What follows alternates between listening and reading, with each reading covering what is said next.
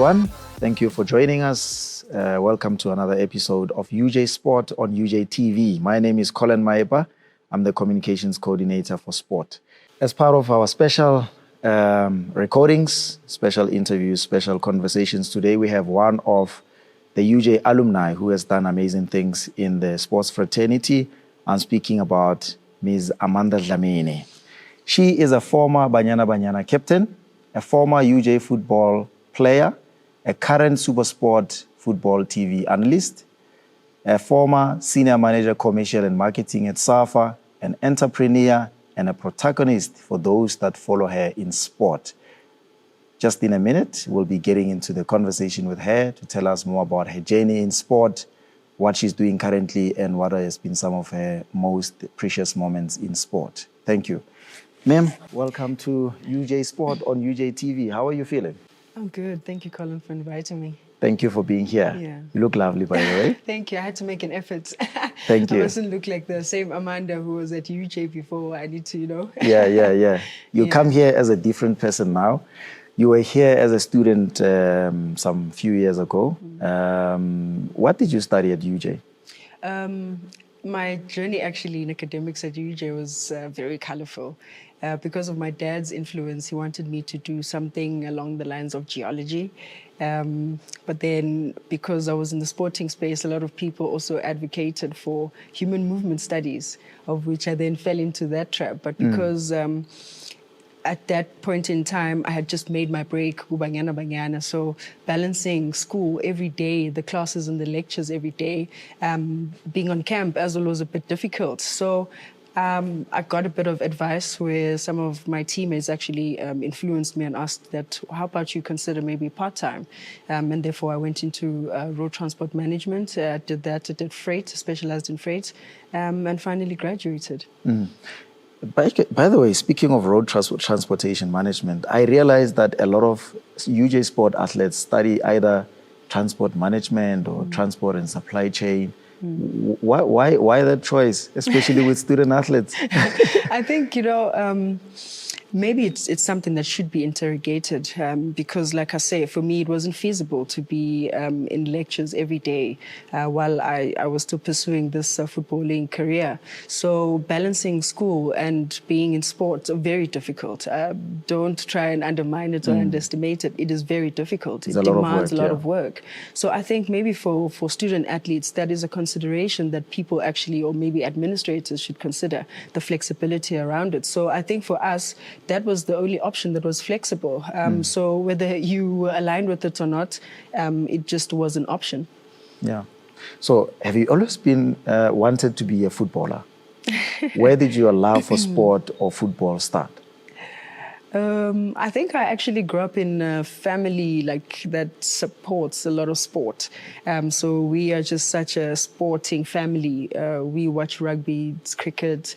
My mom is such an avid supporter of sports. So she had much of the influence at home, but dad as well played soccer. So I think we just grew up in a family that loved sport, but it was quite funny that I wasn't allowed to play football because I was a girl. Yeah. So, but yeah, that's a story for another day. So I grew up in a family that really, really loves sport. And as I was checking some of your previous stuff, when I was looking you up, I saw that you played against your dad when you were in high school. That must have been an interesting moment for you.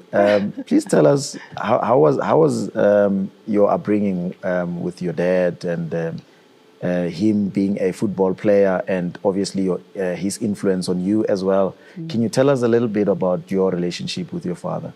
Yeah, I'm a typical daddy's little girl. That little girl that would go with dad everywhere he went, and hence the influence in football.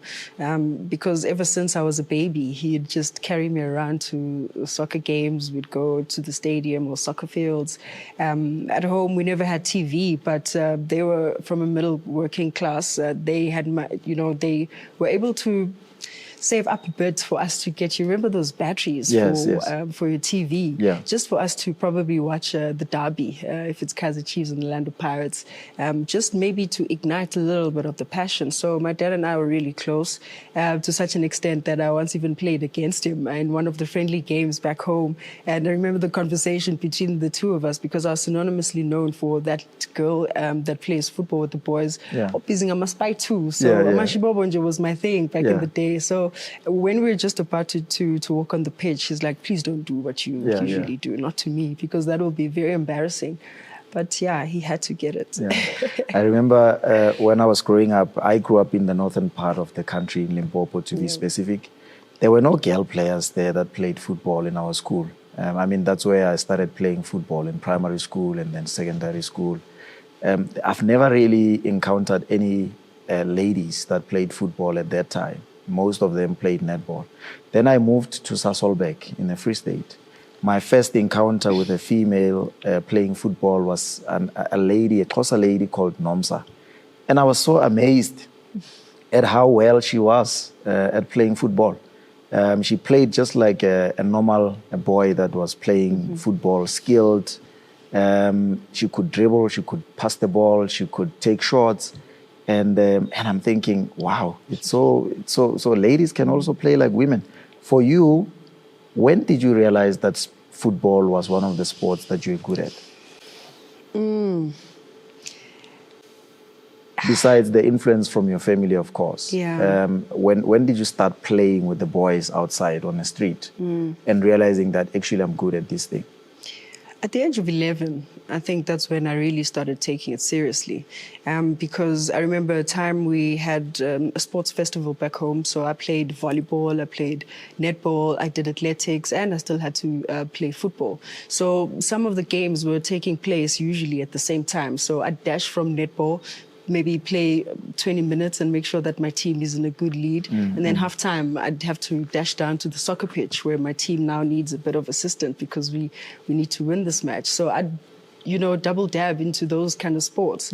Athletics for me was like a heartbreaking little story because that's where my passion really was. But because coming from the rural areas in Harding, we did not have resources, infrastructure, or anything. Coaches. We didn't have coaches. I didn't even have spikes, even all the way to provincial level. So most kids in the rural areas would run barefoot. Exactly. So those are some of the challenges, I guess, one can say you had to face. So I had to sacrifice something that was really, really close to my heart.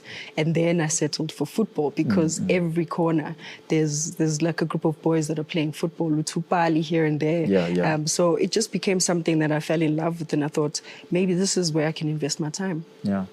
And I know as well when I was a kid, I don't know what age, I can't tell you an exact age when I started football, playing football, but I know that I was still very young, probably early primary grades. I was mostly inspired by some of the legendary players like Dr. Kumalo, Robson Muchichwa. I was a Kaizer Chiefs fan, you can tell, right? I can tell. Jacob Chiseve, Brian Baloyi at the time. So for you, when you watch those guys playing on TV, I mean, me and you are not far apart in terms of age.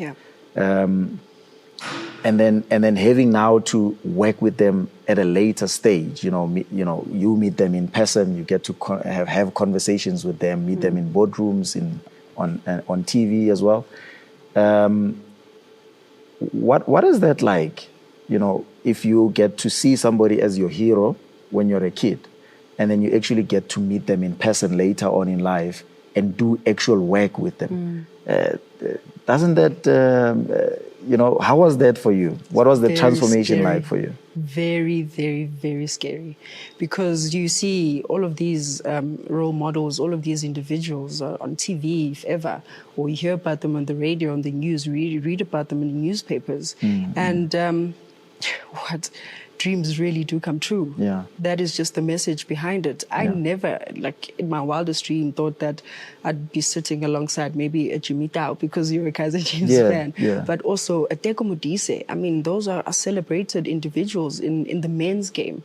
And now you're sitting on that panel or But I'm even thinking Talking to myself, football with them. we're talking the football. very same thing that you saw them doing on TV when you were a kid. The very same thing that a lot of people thought girls shouldn't be playing football. Yeah. That means even in broadcasting, I shouldn't be talking football. Yeah. But here we are in the same platform. So I think even just with my appearance, the one thing that I really looked forward to was to just share a change room with Tuposha Mutisa and Veronica Peo. And then when that happened, I couldn't believe it. I sat in that change room and I thought, what? Like, dreams really do come true. Yeah. But it's such a big moment that you're thinking, I should be focusing on the game. But these are the people that I always used to watch on TV, and finally I get a chance to share the pitch, share change rooms. Unbelievable. Wow. We'll get back to that. Yeah. I want to talk more about your start here at UJ. As a student, you played in the football club, the women's football team. Yeah. And you were actually the first team, University of Johannesburg team, that won the varsity football tournament in 2013. Do you think that was a start of bigger things for you at that time? Oh, absolutely. Absolutely. The hard work, though, that we put in leading up to 2013, the heartbreak, because there were times where Tuks and UJ were just rivals. So we had so many heartbreaks to get to that point. When we thought that we had conquered Tuks, there came TUT, and how strong they were, very competitive as well. And I think what made the competition so good between Tuks and Tuks, UJ, TUT as well, is because so many players were student athletes. We were all at different varsities, but we played in the Banyana team. Not only in Banyana team, but also the varsity school's national team. Yeah. So I thought for me, that was something that we could have worked around. And the competition, the competitive level, I thought for me really sparked an interest that, you know what, actually, this is something we can actually live off, but we just need a lot more of that competitive nature, whether it's leagues, whether it's cup competitions, but also at varsity level. Yeah. And of course, when you were in the UJ team at the time, you were also a captain of Banyana. At that time, how did that feel, or what did that do to you, being a player who plays with students and then being a player who's controlling, who's in charge of a team that represents the whole country? What is the shift in your mind being at UJ as a student player, student athlete, and then also being in the Banyana setup? I mean, that's where everyone wants to be. If they're playing professional football, they want to see themselves there. Was that, did you ever feel big at some point being in the UJ team? No, not at all. I just thought I had so much of a responsibility. I couldn't just be myself anymore, where I just wanted to tease around and just joke around at soccer practice. I'm one of the worst teammates you want to have. I complain about warm-ups. I don't like stretching after training. So I was just one of those always mischievous people in the team, but very committed, very focused when I have to work. So that shift from the national team into UJ, a lot of my teammates were very excited and happy about that. They celebrated the fact that they have a leader, someone they thought they could look up to. But I couldn't be just myself and be responsible for myself then. Like you say, that shift was so massive that now I had to conduct myself in a different way. I know that my responsibility is now A, B, and C. This is where the coach wants to take the team, and that is UJ taking, of course, the experience and what we're learning from the national team and making sure that we share with some of our teammates at UJ. Does that come with added pressure for a player who's still a student and also doing another role that is so bigger in the national team? Does it have any pressure on you to say, I must act like this type of person? I mean, we hear this a lot in sport where they say a leader leads by example on and off the pitch. Did that have any pressure, create any pressure for you? No, I don't think any pressure. I just realized my responsibilities, and that was it. Because I think once that shift in your mindset happens, you then know how to conduct yourself.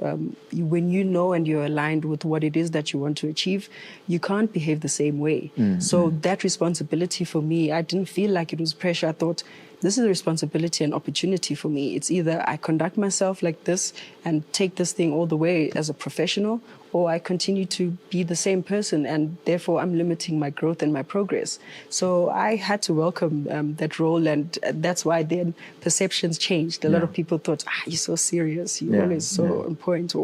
But I took my career very seriously. Yeah. We have youngsters currently that play for the women's team here at UJ, and some of them are actually also playing for the Banyana Banyana squad. What do you think it takes for a player to be good in a university setup like ours, for them to be selected to represent the national team? What do coaches or people that are scouting for talent look for the national team? Sure. I may not know about the coaches, but I'm just going to talk or speak on behalf of the players, because you've been there yourself. My home girls, some of them are my home girls. The Shamase twins are from KZN, very talented as well. Musa, I think they call him Messi. Very skillful player in the middle of the pitch. And that's the thing, you can't just be talented.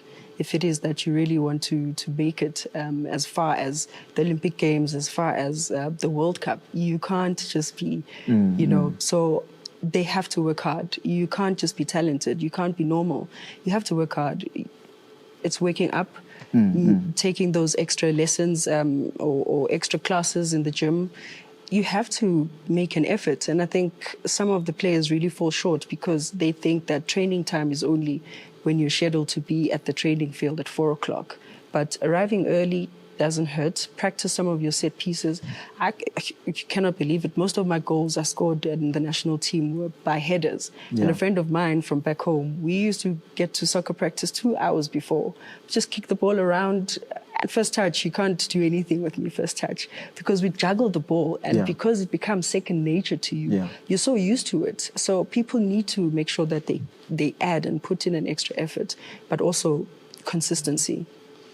Consistency, we can break it down in so many levels. It means depriving yourself of certain things so that you are consistent in your game, but also the psychological impact of that consistency, because you are expected to operate at optimum level all the time. So it's not an easy pathway in this footballing, especially now, when there's so many opportunities and so much science as well for women's football. Yeah.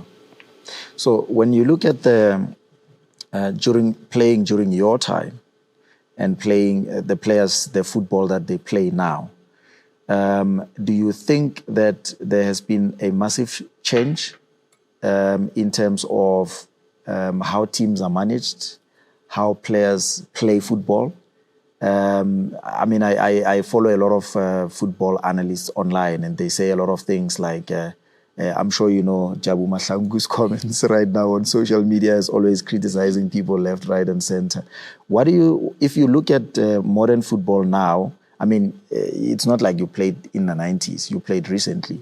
Do you think there has been improvement in terms of how you guys played back then, maybe 10 years ago, compared to now? What do you think has changed, if I could put it that way? Has it changed for the better? Is it getting better each and every time? Or do you think that maybe there's something different there?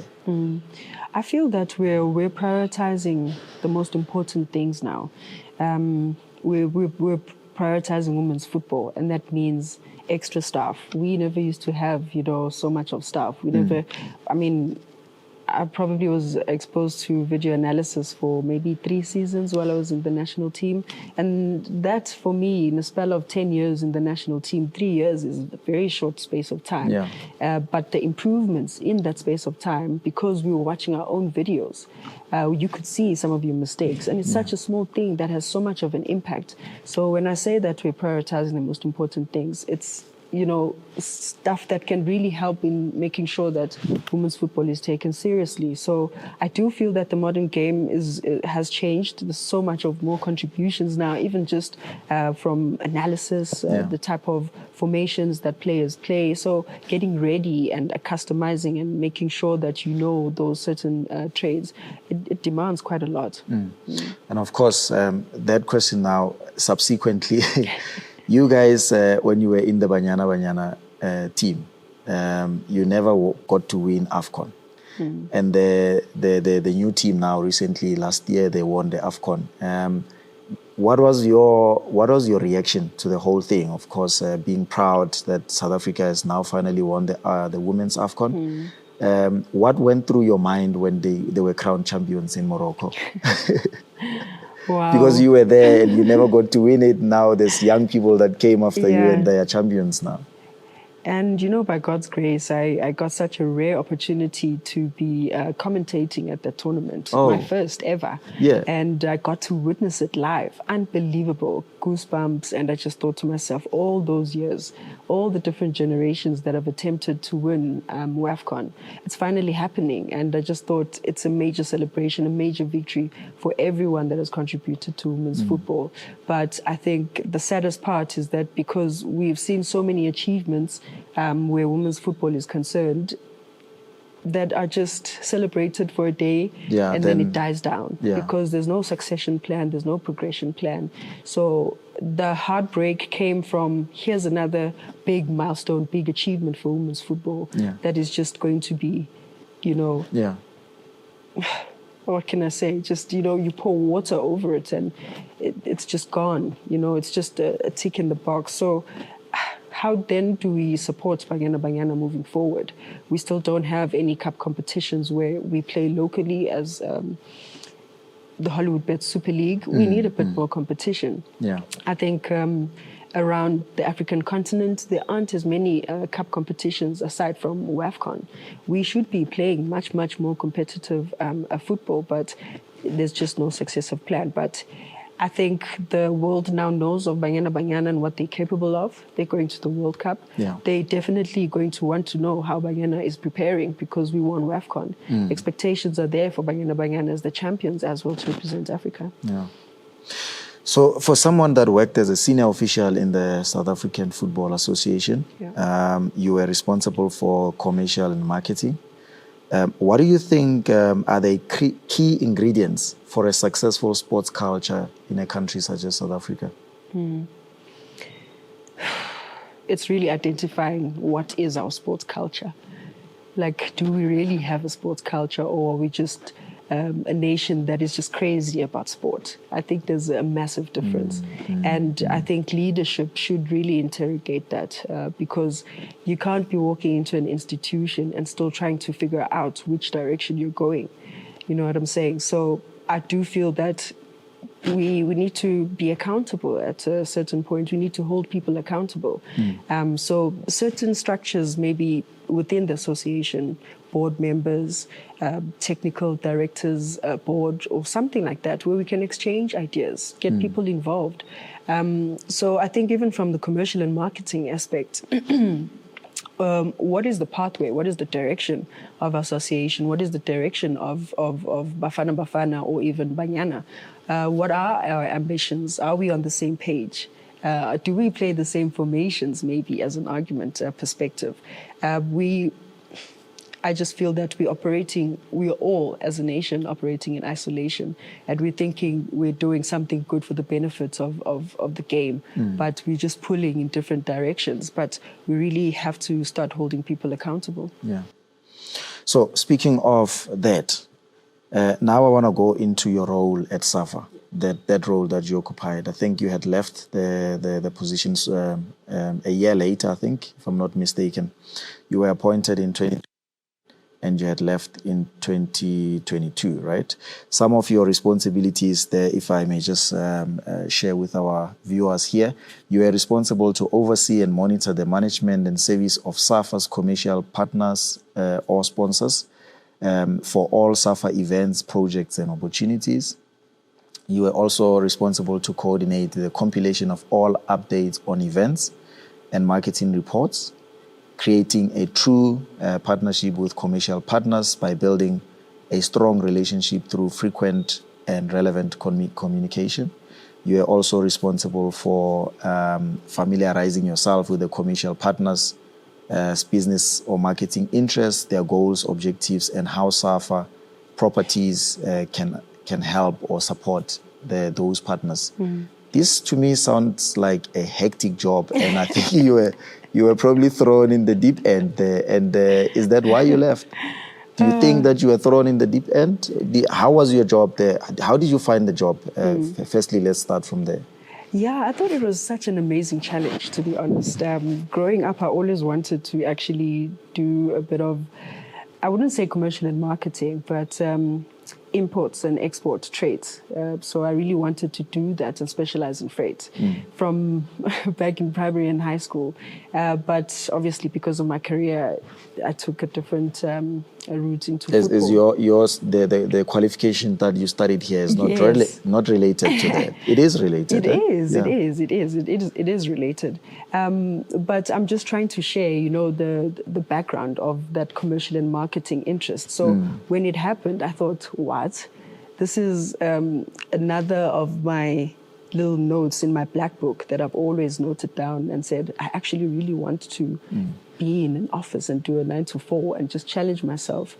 And when it happened, I spoke to the president and I thought, sheesh, okay, I'd love the challenge, because also one of my main focuses was on Banyana. Yeah. And I knew what it was like. So because when I came from for the team. Yeah. Mm-hmm. So when I transitioned then into the commercial and marketing space, being introduced to the sponsors, it was so amazing, because most of them, if not all of them, were people that I personally knew. People that have worked with me on individual campaigns. And so forth. The relationships just grew a lot more stronger, because there was that trust, because you have to be accessible, you have to be dependable, you have to be reliable. And I think we built those relations with our sponsors at SAFA. So when I got there, it was a bit difficult with the systems within the organization, of how it is that they operate, the support and just the turnaround time and making sure that we meet deadlines. Those are some of the frustrations, but I do feel that it was a good challenge for me, and some of the things that I wanted to achieve, we actually did in the year. But of course, that was when I made my exit. But in a short space of time, over just a year, achieving what we achieved with Banyana, I think for me, in a year, that was a major success. Yeah. So obviously for you, for anyone, that would be quite a big achievement and a dream to occupy such a position. And for me, that also sparks another topic in my head, right? That more and more women have been given opportunities lately, and women have become part of a serious growth in sport. My question to you is now, do you think women have finally broken the mold in terms of how women are treated in sport? There's a lot of women being given empowerment nowadays, in terms whether they be given roles as the ones that you have occupied in the past, or women's sport being shown more on television, being broadcast, like the Hollywood Superbets League nowadays. I mean, before we never got to see women's sports on TV on a regular or weekly basis. 100%. Do you think that women get the recognition that they deserve in sport in South Africa? Maybe in 2023, yes, we're getting there. For most of the time, we were just fighting for space. Just really trying to push our way just to get the space. I think we've done that successfully. We've got the space. Now it's just the space to operate to a level where we can be supported financially, because that's where the conversation is. Like you say, the commercial endorsement from people like Hollywood Bets endorsing women's football in such a major capacity, that's a good start. SAPC as well, making sure that the games are visible, that's a good start. But how frequently are the games on TV? On which channels as well, on how many platforms? And I think those are some of the conversations now that we need to drive, because if you switch on any other news, or if it is a sports channel, it's a sports channel, there's always programs, magazine shows addressing men's sports. So women's football also needs some magazine shows, cup competitions, all the exposure and the platforms that we need. But also, we have to start seeing the role models like Amanda Dlamini, the sports star of the year. We need to see some of those individuals being endorsed, getting some of those commercial deals, getting the billboards. When was the last time we saw a female athlete on a billboard being endorsed by a corporate company? So in as much as we're saying, yes, we are there, we're given those opportunities, let us not just be complacent and tick boxes. Me being at SAFA, maybe it was to tick a box, but what do you do when you get on that platform? You can't just go around with that attitude. So yes, let us as women take up those spaces because we deserve them. But when we get on that platform, we need to make sure that we make our presence felt. So the gender parity topic, it's one of the most prevalent ones in South Africa. I know it's not just in South Africa, also around the world. The female team, the American team that won the World Cup, they had gone through a court case where they wanted their players to be paid the same amounts of money as their male counterparts. Here in South Africa recently, also when Banyana won the women's AFCON, there were talks. There was a lot of debate on social media about how much they should be paid. Would it be the same if the men had won the AFCON, the same amounts of money that each player would get as an incentive? What do you think of that when it comes to the pay of players that play sport in South Africa, both the male and are we going to ever get to a point where the gender parity issue is addressed and it's equal with everyone once and for all? I think we should get to a point where it is equal, because if you look at just the contribution of Banyana alone, I've always just shied away from comparing, because I've always thought if it is, you're sending me to a cup competition and you're saying if it is that you qualify or you win this cup competition, you're going to get what you deserve. Then let it be that, why must it be a negotiation of some sort? But I just feel that it's a means of oppression, to be honest, because there's absolutely no reason why you didn't pay umuntu wesifazane the same salary for doing the same job. So I do feel that as an association, maybe we should start with Banyana. It should have been something that was done a long time ago. Now is an opportunity to really make sure we get that balance back on track. Make sure that Banyana gets equal pay to Bafana. If it's not equal pay, pay them what they deserve. It doesn't have to be equal pay because they too work, on their own goals. They bring, the pride to the association and the nation. So why not? Yeah. Do you think where do you see Banyana finishing in the World Cup? The last time they were knocked out in the group stages, so in the next one? To be realistic, I do feel we have an opportunity. To be realistic, I do feel we have an opportunity. With the type of players that we have currently. My only concern is how much of depth do we have in the squad? So, because you watch the USA teams, the German teams, the Spanish teams, and you look at the way, of course, there are those strong teams and then there are the weakest teams. I remember I was watching one of the Asian teams that was thrashed. Was it 9-0 or 11-0? Was it the Philippines? Who was it? It was Taipei. Yeah. And do you think Banyana stands a chance to reach maybe the semifinals or somewhere there, just beyond the quarterfinals? Semifinals, I think not yet. And I'm going to say this with all due respect to our national team.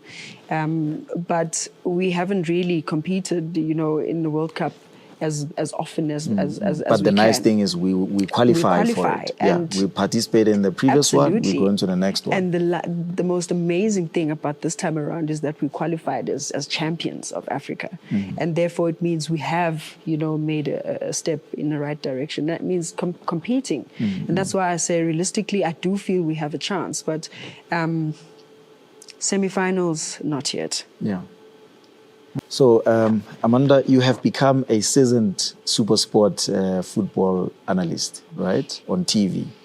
And you speak so well there. You analyze the game just as well as any of the guys that you work with. the likes of Jimmy Tau, Teko Modise, and some of the international guys that Supersport tries to bring into the country when there's major tournaments.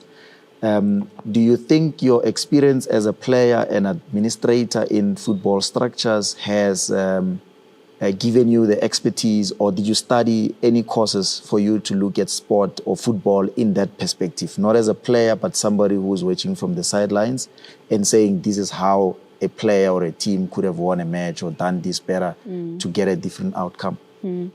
My first encounter with video analysis was in the national team. We were preparing for the Olympic Games and we were camping in Brazil. So I sat with our video analyst. He was preparing just before our team meeting. And I sat with him and I just saw him doing his work, and I thought, this is quite interesting. I like this because I could see formations properly and it just made sense to me how people move and how people should be moving and the organization, which positions to take up on the pitch, So when I started listening to him and concentrating in those video sessions, I fell in love with it. So after the team meetings as well, I'd stay behind and try and figure this out myself and try and interpret it, but also just really to try and get better and see what it is that I can do differently in some of my games. So I studied that quite a lot and got really fascinated with it and interrogated. I wanted to actually study with Amisco and do part of their programs as a video analyst, but they then shut down. But I'm still quite keen to do that because I'd really love to do like an opposition analysis and just follow a team and see how it is that they build up, which are, the dangerous players and so forth. But we then had an encounter with Coach Vera Pauw from the Netherlands. The former Banyana coach. Yes, the former Banyana coach. And she also was very passionate and she's a FIFA instructor. So when she conducted some of our team meetings, there was so much of a difference. There was presence, there was so much passion to it. And it just made so much sense. And we started reading the game a lot more different. And then for me, this love just grew infinitely. So when she departed, I tried to ask about this video analysis and what can I do. So then she recommended a Coach Raymond from the Netherlands, Coach Raymond van Kaaien. So I did some of the expert meetings. I'd go to Amsterdam. I think the last one just before COVID was supposed to go to Germany and train with Club Brugge. So it has always just been a passion for me. And I think from those team meetings when Coach Vera Pauw was around doing some of those extra lessons, going to Amsterdam and making sure that I prioritize and put so much effort in my career, I thought that really helped me because I can now translate and speak football, but also watching quite a lot of football. It's important to watch a lot of football, hear what other analysts, stay informed, hear what other analysts have to say. Whether it's right or wrong, it's a different perspective. You can always interrogate it in the books. So I'm one of those people that really value people's perspective in the game of football, and I interrogate a whole lot of things. Speaking of Coach Vera Pauw, I thought she did a very fantastic job with the Banyana team. When Coach Desiree Ellis came after her, then she went on to win the COSAFA Cup. She went on to win the Women's AFCON. And for somebody like Coach Vera Pauw, who did so well with Banyana but never got to win any major title, do you think, Coach, in that sense, is it because of luck or is it because of skill or application, or what is it that a coach can be so good with a particular team and never win something, and then somebody else comes, not that Desiree Ellis is not good, she's good in her own right, she's a very seasoned former player and coach. What do you think was the difference between the two? Or what do you think could have led to maybe Banyana now winning that title and then not being able to win something with Coach Vera Pauw? Yeah. When Coach Vera Pauw arrived in Banyana back then and we were part of the team, she still had a lot of unlearning that she needed to teach us in the game of football. So we spent most of the time unlearning some of the bad habits that we had learned in the game of football. At international level, it's unacceptable. And that takes so much of your time. So we literally had to go back and learn the fundamentals of football, passing, trapping, spaces, occupying the different positions on the field in different intervals and so forth. Because she comes from a different Because she comes from a different background, different environment. She then set up a structure where I can say maybe there'll be a conveyor belt where we had most of the HPC girls coming into camps now and then, so that they get the level, the fitness of the national team. And we monitored some of those girls coming in because we needed them. So she grew, she started to build a very big pool of players and depth for the squad. And that means she still had to then teach everyone the same things that Banyana are being taught. So we spent most of our time having to unlearn a whole lot of things and learn this new way of playing football, analyzing, studying football, being confident in yourself, nutrition. It was just unbelievable.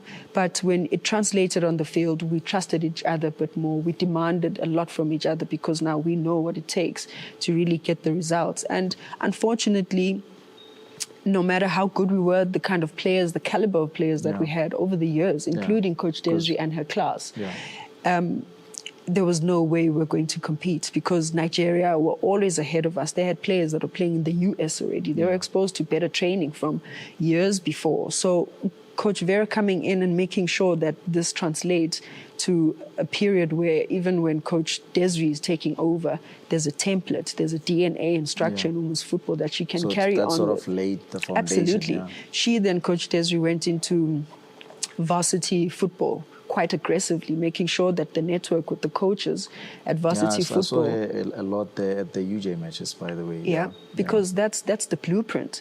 You need to make sure when you get into the national team, it doesn't stop there. The networks, the relationships that you build with the coaches from varsity football, Hollywood bets as well, because we need to grow those players already, getting them into Banyana mentality so that they know what is expected. So the kind of players that we have as well, they're playing quite more often. They're playing in a regular league. There's varsity football. They're playing overseas, much more better opportunities. So we shouldn't miss this crop of players and we shouldn't let them down because I feel they are the golden generation. They won WAFCON. Why aren't we celebrating them? Why aren't we aggressively putting up support structures for them to excel? We were failed when we qualified for 2012. Nothing happened. We qualified for 2016 Olympic Games. Nothing happened. We can't allow the same thing to happen to Banyana this time. Very interesting. Now, there's a lot of women that have done amazing things in sport, bigger things. I'm thinking of the likes of Ria Letoaba, who once at some point owned a team in the PSL. People like Jessica Motaung, I'm not sure if she played sport or football, but she's doing amazing things in their club. And there's a whole lot of other people, When you look at these people, or when you look at the women that came before you, the likes of the legendary Anna Monati, who inspires you in some of these legends that came before you? And what do you take from these people? I know that you don't look for inspiration in one person. Inspiration comes from all sides. You could look for inspiration from you. I can get something. From the other person, I can get something. But for you, when you look at some of the ladies that have done good things for sports in our country, who are those people that you look for inspiration from or that inspired you back then? And what are some of the things that you think you've learned from those people? Wow, I've never really thought about this question. And I say this because for a very long time, my mom has always been my role model. So putting it in the context of football, it just becomes so difficult because I'm so very fussy with the things that I look for in people. But Portia Modise has to be one of my role models. Portia, the way she played, it would make anyone want to play. You know what I'm saying? I couldn't believe it. And she also got to play overseas as well. Yeah, And she did actually amazing things there. Arsenal. Yeah, she went to Arsenal. She was the first one there, Nabo Veronica Pewa. So for me, those are some of the trailblazers that I really look up to in terms of just the game, but also the bravery in a time where in South Africa we weren't very known with exporting players, especially female footballers. But they had to get the courage and And go. I brave know she it and narrated go. a story as well when she spoke to Robert Marawa Yeah. in one of his shows. She was talking about some of the challenges that she experienced when she was there, and also some of the stuff that she experienced in here, being a Banyana player, in terms of the payments as well that we spoke about. So yeah. Yeah, so Mbumi as well, Mbumi Nyandeni. Yes. She also played Champions League, but we don't talk about it because it's Women's Champions League. She was one of the first to play Women's Champions League. So I hear their stories and just how difficult it was, but also the victories behind it. And that's why I shared a room with Nupumelo Nyandeni until I retired, because she was someone that I looked up to. I shared a room with someone who had already international exposure from a very, very young age. So I took that with me, and it was right in front of me. So it becomes then difficult, really. But I do admire and applaud some of the women that have really contributed. Sis Nomsa Mahlangu as well. Yeah. She's done a lot for varsity sport, especially football. Those are some of the women that are in charge, that drive conversations, that really, take action and a stand. So there's inspiration everywhere. There's inspiration everywhere. Yeah. Simply Carol in broadcasting. So as you grow in the different stages of your life, your role models do change, because there are certain interests now that you develop and you find. So those are some of the ladies that really inspire me. Speaking of inspiration, you had done an interview. I saw one of your videos online, and you're speaking about mentorship. How important is that for young female players, especially in universities, for instance, in our football team here at UJ? Why is it important to have mentors? And should everyone have a mentor? Especially footballers. I'm sure footballers, if ever they were going to be honest with you, football players are lonely people, or athletes are just lonely people, because you spend so much time away from home. If it is that sometimes you don't want to talk, if it is that you had a bad game or you had a good game, sometimes the opinions from people, social media, and they're not always, the best, or they're not always comforting, or you might not believe it, you might believe it, or whatever, for whatever reason. And some players, sometimes it gets to their heads and they cannot control that or cannot deal with it. So I always just felt that mentorship is so important, and mentors are so important, because those are people that can hold you accountable. If it is that you are steering out of the direction, how do you get closer? I mean, we talk about mental health so passionately nowadays, but before we didn't, because what are you talking about? You lost the game, it's okay, you try a next one. But those feelings and emotions, who do you talk to? Family, yes, but people in the industry also, people that can really guide you where you can go. I had to navigate some of the business deals or some of the corporate endorsements by myself. And of course, if it is that you don't go there with the representation, they will take you for a ride. So I've experienced all of those, and it was challenging. So mentorship and mentors are very important to really hold you accountable. But young people obviously are known for, when you're still young, your confidence is not that high. You don't have access to the people maybe that have done big things before. How easily accessible are some of the people that have been involved in sport before, that are like the likes of yourself? We see you on TV, we see you in other places. Are you guys accessible to young players from any other space who may be looking up to you? 100%. It's important to be accessible. That's one of the key things I always really try and encourage people. We have to be accessible. We come from Emakasi, we come from the rural areas. Those people who want to know, how did you get there? Not because they want to see what your life is like, but it's inspiration. Can you believe umuntu osuke Hadingi, got next door, going out to Joburg, and now you're a broadcaster? I'm sure people around at home would want to know, how did you do it? So if it is that I close myself in, I can never really share some of those experiences. But also, I just love to interact with people. Like I say, people's perspective is something that really encourages me, because you get to hear different perspectives. So, yeah, I think that's just my opinion, yeah. So you've traveled quite a colorful journey to be where you are today. And I believe that you still have another mile to go, right? You've experienced a lot of different things, hardships, challenges, opportunities, achievements. So for somebody that's so experienced like yourself, or who has been in the game, exposed to different things, you know how it's like to live in a township or in a rural area. You know what it is to be a professional such as yourself in a professional team setup. You've also been in the corporate world.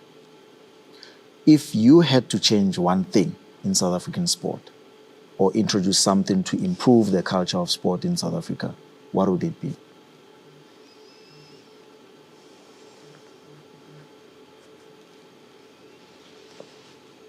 Gotta think long and hard about that one. Yeah. Because what you say, I'll hold you accountable.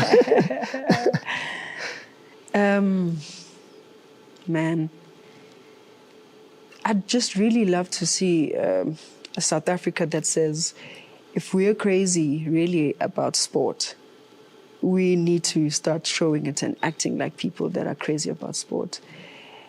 A culture that every corner, ekasi, in the rural areas and the townships, there's proper facilities, a proper soccer pitch with change rooms, you know, whether it's an athletic stadium, we have to see those facilities. We really need to support the young kids back in Makasi, because really, we still encourage them to go and play in the streets. You know, it's okay, it's nice. We also grew up, playing in the streets. That's it was where lovely. Most people it's started, amazing. yeah.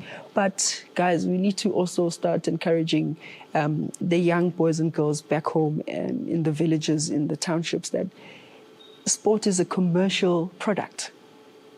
We need to start preaching that. Guti, use your sport to get out of this environment. And when I say get out of it, it's not a bad thing, but for you to go and succeed at what you really want. We always use the phrase loosely. Guti, I use football to get out of harding. You know what I'm saying? I use football to reach the world stages, get on a plane for the first time in my life because of football. We need to start changing the narrative about sport, because I feel like we just say it because it's a nice thing, go do it.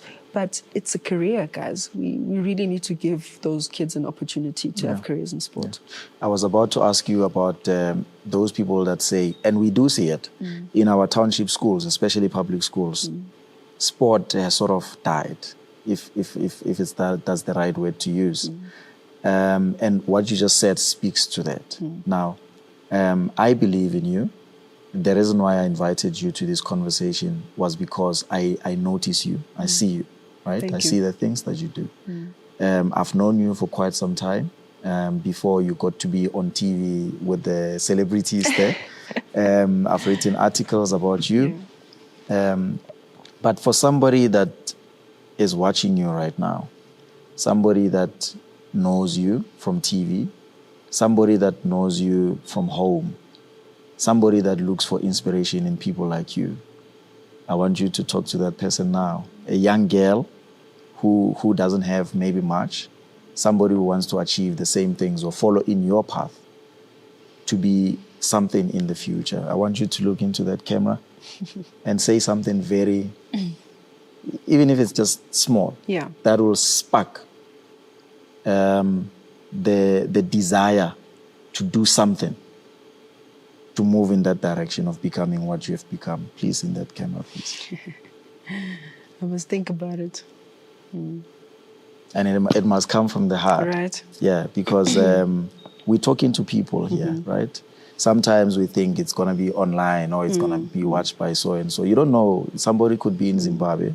Somebody could be in Congo. Somebody could be in Australia. Somebody could be in Limpopo or KZN, and they're watching it. Nowadays, people are exposed to the world of technology, so this conversation means something to them. Yeah. So what I'd say, and this is coming from my heart, that your dreams are really valid. It will be difficult sometimes. There will be a whole lot of no's, but those no's are not just no's. It's not yet. You have to start. You have to start somewhere. You have to keep going. You have to keep pushing. And sometimes the stubbornness that we have with our dreams is really the passion that we need to steer us in the right direction. So there will be no's once again, but yeah, just keep chasing your dreams. Your dreams are valid. I realized my dreams. I'm still living my dream because of football. You can too. Use whatever talent that you have. If it's sports, academics, make sure that you bring pride to your family, because that was a prime objective for me, to make sure that I use sport to change my life, but also to bring so much of happiness to my family. Good luck. Thank you very much. And this is me to you, a young person that's somewhere in the rural areas or in a township watching this conversation, right? Go to school, please. Play football and go to school. Pursue whatever talent that you have, whatever love or hobby that you have, but couple that with school, please. I think I'm here because I went to school, and if it wasn't school, I wouldn't be talking to her. So please go to school. Siswam, Thank you so much, Thank you very much for your time. Thank you. Very much. I appreciate it. Thank you so Thank much. you. That was Amanda Dlamini, one of the legendary women footballers in South Africa. She's a UJ alumna. She studied here, by the way, if you don't know. She was one of the people that brought the varsity football trophy to the University of Johannesburg for the first time in the inception of the tournament in 2013. Okay? So without saying much or wasting too much time of your time, we'll see you in the next one. My name is Collen Maepa, and it's been lovely talking to Amanda. Thank you. The University of Johannesburg, the future reimagined.